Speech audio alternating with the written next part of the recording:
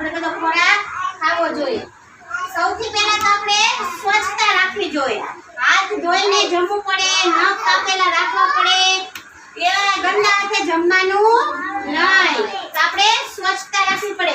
આપણને ખબર નથી આપણા નખની અંદર પણ કેટલો કચરો ભરાયેલો હોય છે, મેલા હોય છે ને, એટલે હાથ નખ કાપેલા રાખવાના, હાથ ધોઈને આપણે જમવાનું। આ બધા કઠોળ છે, શું છે?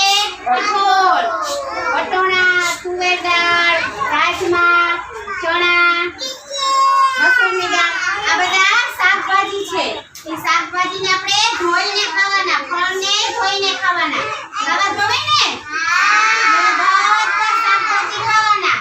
કે કારેલા મને ન ભાવે, એમને કારેલા ખાવાના, તુરિયા ખાવાના, રીંગણા ખાવાના, ટમેટા ખાવાના। ને આ શું છે? દૂધ।